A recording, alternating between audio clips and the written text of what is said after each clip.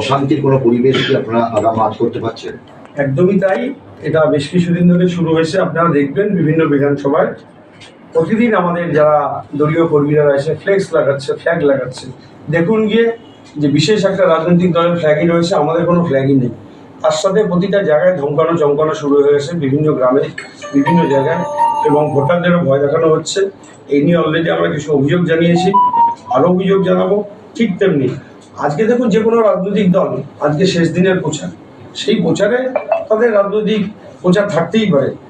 আমারও একটা অ্যাপ্লিকেশন করা ছিল কালীগঞ্জ শহরের আজকে প্রচারের জন্য। গতকালের আগেই পারমিশনটা ছিল, হঠাৎ করে আমার পারমিশনটা বাদ দিয়ে দেয়। কেন, কী কারণে, সেটা আমি এখনও জানতে পারলাম না। কী কারণে আমাদের রায়গঞ্জেও ছিল, সেটাও ক্যান্সেল করে দেওয়া হয়েছে। এবার একটা কোনো বিশেষ রাজনৈতিক দল যদি তার কোনো প্রোগ্রাম থাকতেই পারে, তার জন্য তো অন্য রাজনৈতিক দল প্রোগ্রাম করবে না, যেহেতু আজকে প্রচারের শেষ দিন। আর ভোটের দিনে কোনো আশঙ্কা প্রকাশ করছে? একদম আশঙ্কা, চারিদিকে যা শুনতে পাচ্ছি তাতে প্রচুর আশঙ্কা রয়েছে। আপনারাও সংবাদ মাধ্যম জানতে পারবেন যে চারিদিক দিয়ে ভুয়ো ভোটার, ছাপ্পা ভোটার যেরকম রয়েছে, বিভিন্ন বাইরে থেকে লোক এনে জমা করা হচ্ছে যাতে ভোট শান্তিপূর্ণ না হয়। কোন দলের বিরুদ্ধে অভিযোগ আপনাদের এই অভিযোগগুলো? দেখুন, অভিযোগগুলো কোন দলের বিরুদ্ধে কি, একটাই তো রাজনৈতিক দল আছে, যে রাজনৈতিক দল সন্ত্রাস ছাড়া আর কিচ্ছু বোঝে না। কেন্দ্রীয় বাহিনী তো সমস্ত বুথেই থাকছে, তারপরেও আপনারা কি মানে আশঙ্কা প্রকাশ কেন করছেন? কেন্দ্রীয় বাহিনী থাকলেও ধরুন কেন্দ্রীয় বাহিনী বুথে থাকবে, কিন্তু আমাদের বিভিন্ন গ্রামে, বিভিন্ন এরিয়ায় যদি ভোটারদের ভয় দেখানো হয়, সেই ক্ষেত্রে আমরা অবশ্যই নির্বাচন কমিশনকে দাবি করব যে বিভিন্ন এরিয়াতে, এই সমস্ত এরিয়াতে রুটমার্চ করা হয়। সমস্ত বুথে কি এজেন্ট আপনারা দিতে পারছেন? সমস্ত বুথে আমরা এজেন্ট দেবো, কিছু জায়গায় হয়তো আমাদের একটা সম্ভাবনা রয়েছে, সেই ক্ষেত্রে আমরা অন্য পলিসি। সেন্সিটিভ বুথ কি আপনাদের হিসাব করা হয়েছে কোনো? উত্তর দিনাজপুরের সম্পত্তি সেন্সিটিভ। জেলা প্রশাসন এখনো পর্যন্ত 1,730টা বুথের মধ্যে 111টা বুথকে সেন্সিটিভ ঘোষণা করেছে। এই ব্যাপারে কি বলবেন?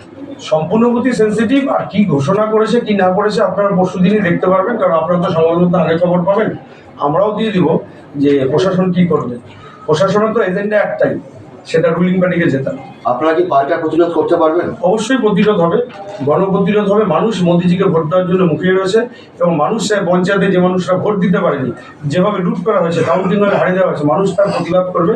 কারণ সাধারণ মানুষের একটাই লক্ষ্য, মোদিজিকে প্রধানমন্ত্রী করা। পঞ্চায়েতে তো ইসলামপুরের বিভিন্ন জায়গাতে, ইসলামপুর, গোয়ালপুকুর, সেখানে তো মানে একটা নির্দিষ্ট রাজনৈতিক দল তারাই সমস্ত কিছু করেছে। সেখানে আপনারা কিভাবে প্রতিরোধ করবেন, কোনো প্ল্যানিং? পঞ্চায়েতে শুধু ইসলামপুর বা গল্পপুর নয়, আমাদের কালীগঞ্জ রায়গঞ্জে হয়েছে। আমাদের জেপি ক্যান্ডিডেট জেতার পরে উনি স্লিপ পাওয়া হয়নি, ঘর থেকে বের করে দেওয়া হয়েছে। আমাদের পঞ্চায়েত সমিতি জেতার পরে উনি স্লিপ দেওয়া হয়নি। সেই জায়গায় দাঁড়িয়ে মানুষ প্রতিরোধ করবে, আমরা আমাদের চেষ্টা করব যাতে ভোট মানুষ শান্তিতে দিতে পারে। এবং তার সাথে আমার অনুরোধ থাকবে গণতন্ত্রের চতুর্থ স্তম্ভ আমাদের সংবাদ মাধ্যমকে, আপনারাও একটু মানুষ যাতে ভোট দিতে পারে, সেটা আমার অনুরোধ থাকবে। বলছি, নির্বাচন কমিশনকে আপনারা অভিযোগ করেছিলেন, তার কোনো ফিডব্যাক পেয়েছেন কি এখনো পর্যন্ত? দেখুন, ফিডব্যাক পেয়েছি। আজকে তো আমরা যেগুলো অভিযোগ করছি, সেই অভিযোগগুলো তো সব ভোটের দিনকে কেন্দ্র করে। তো সেই জায়গায় দাঁড়িয়ে তারা কি পরিস্থিতি বা কি ইনিশিয়েটিভ নিচ্ছে, সেটা তো ভোটের দিনই জানা যাবে। এটা কি মনে করছেন যে তৃণমূলের যিনি প্রার্থী তিনি এই গোটা পরিকল্পনাটা সাজাচ্ছেন, কোথায় গন্ডগোল করা হবে, কি হবে, মানে এটা কি তার মস্তিষ্ক প্রসূত? এটা তৃণমূল ভোটের, গোটা রাজ্যে তৃণমূল দলের এটাই যে করেই হোক জিততে হবে, গণতন্ত্রের কণ্ঠ রোধ করে জিততে হবে। অনেক জায়গাতে প্রতিরোধের অস্ত্র হিসাবে বলা হচ্ছে, বিরোধী দল বলছেন যে মা বোনেরা তারা যেন সেখানে বাড়িতে বটি কাটারি যা থাকবে সেই নিয়ে যেন রাস্তায় নামে। আপনারা কি নিদান দিচ্ছেন? না না, সেরকম আমরা কিছু বলবো না। বটি কেন নেবে? গণপ্রতিরোধ উঠলে বটিও লাগবে না, কিছুই লাগবে না। গণপ্রতিরোধ যখন উঠবে তখন কোনো মস্তান বা কোনো দাদাই কিছু করতে হবে।